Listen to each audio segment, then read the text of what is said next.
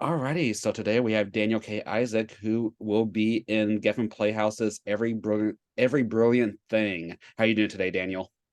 I'm well, thank you. How are you? I'm well, I appreciate it. So tell me, how excited are you for Every Brilliant Thing to premiere at Geffen Playhouse? I'm very excited and I'm very scared. So, Why so scared?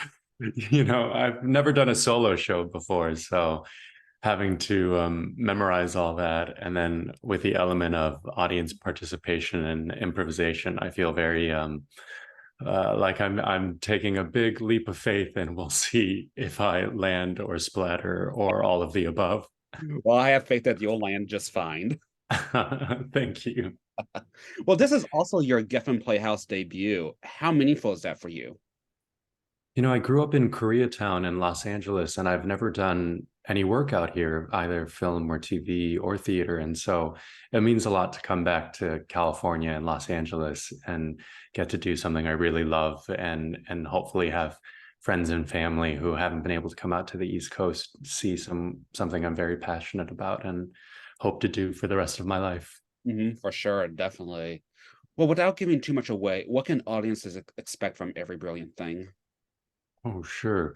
Every Brilliant Thing explores a little boy who realizes that his mom suffers from depression. And so he starts writing a list of brilliant things as reasons to live for her. So while the subject of suicide and depression might sound very heavy and difficult to tackle, the show has such life affirming and comedic and surprising, hopefully delightful and wonderful things about it that folks will choose to engage with it and hopefully laugh. Please laugh and wear socks.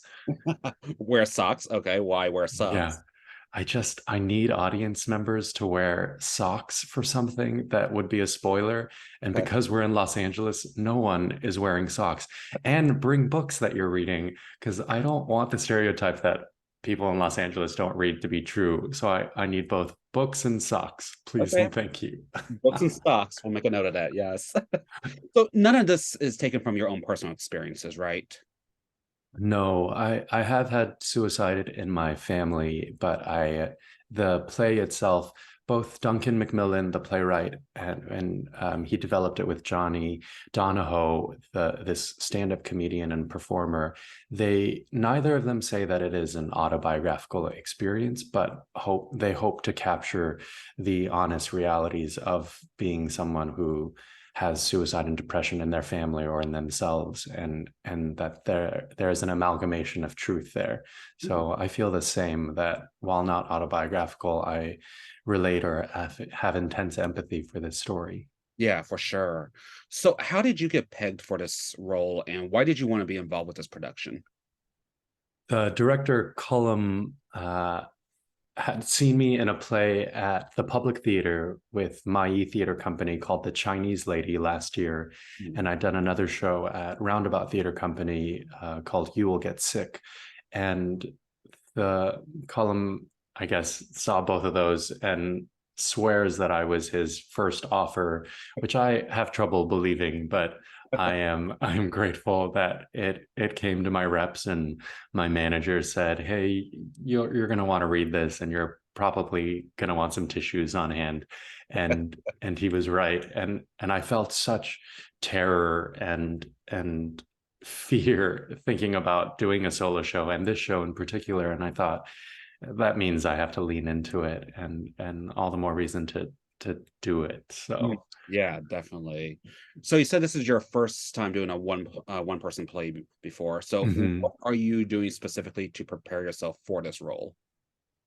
I tried to memorize as much as possible before rehearsal started. So I'm an avid reader actually, and I haven't been able to read any books all summer because all I would be doing is talking to myself on the subway and doing these memorization tactics like writing the first letter of every word in a notebook and then quizzing myself based on those random jumble of letters and recording it and listening to it on drives. And I moved this summer, so it was a good packing and moving activity and the dream was to come in fully off book, but I think I only came in around 50% or a little above 50. So then the rest of the time the team at the Geffen has been very great at at giving me time to memorize, and just a ton of repetition, as well as saying, hey, watch your voice and maybe don't cheer and scream at the Carly Rae Jepsen concert. Preserve your voice. Yes. Yeah. Yeah. Well, what do you ultimately hope audiences take away from Every Brilliant Thing? Mm. My biggest hope is that when I was growing up, I was taught that to talk about suicide was taboo, or to talk about depression or dark things in your life or in your family's life was was actively discouraged. And whether that was just from the immigrant background experience, or from misinformed or now changed research on actually talking about suicide actually helps prevent it, rather than not talking about it, or that talking about it would give someone the idea to do it.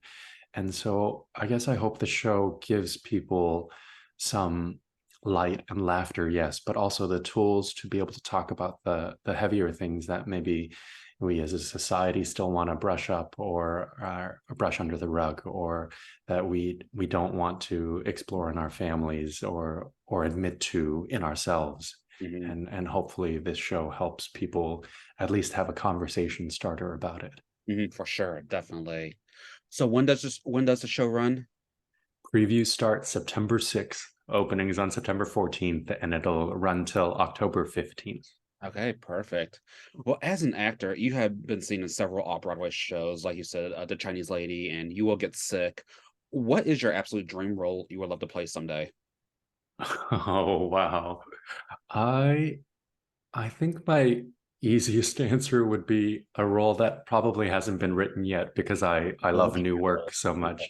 So I love getting to originate work. I love playwrights in the room. I love the art of collaboration in theater. And so a leading man, complicated, humorous, sure, role yet to be written, or that's out there that I would love to explore.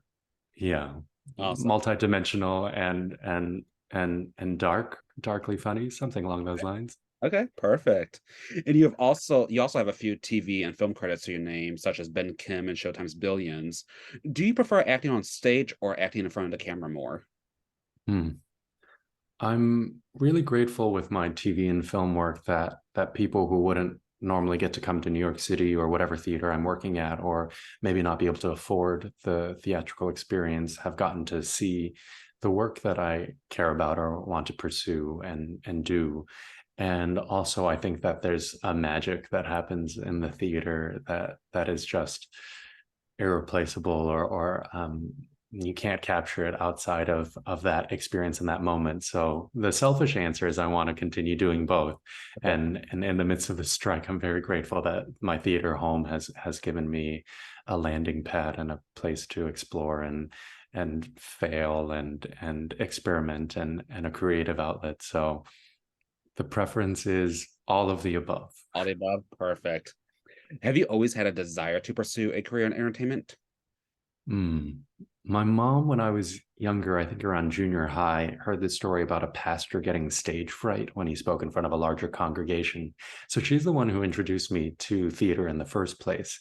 Okay. And I guess she never imagined that I would pursue it full time. But because I had grown up doing that, and because she was really great, even though we didn't have much money growing up, making sure that I encountered the arts and all a sort of variety of experiences in Los Angeles, that it seemed inevitable that I would pursue something in the arts.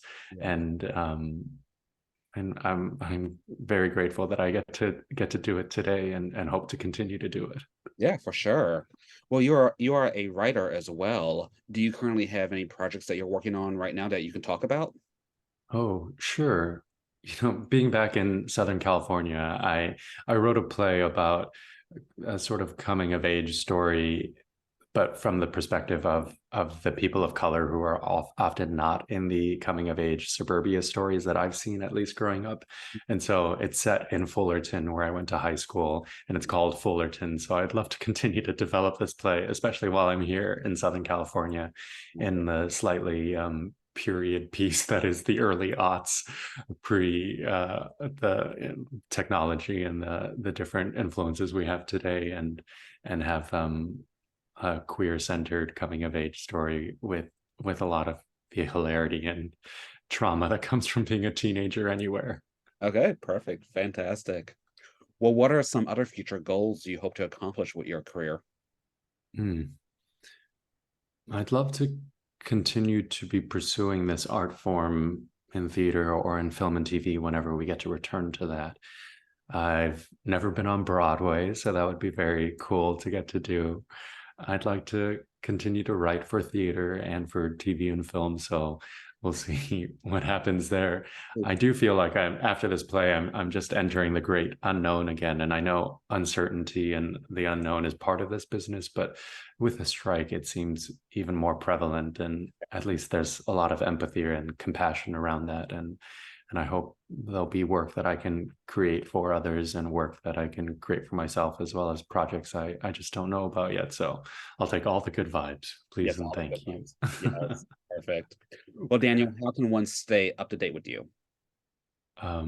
At Daniel K. Isaac on Instagram. I'm mostly a lurker on Twitter now, so I guess I should boot up my threads and TikTok, but Instagram is where I'm mostly at. Scram. Okay, great. Well, then before we wrap up, are there any other upcoming projects or anything else you would like to mention or plug at this time? Hmm. I can't plug the TV thing, but I guess everyone knows it's happening.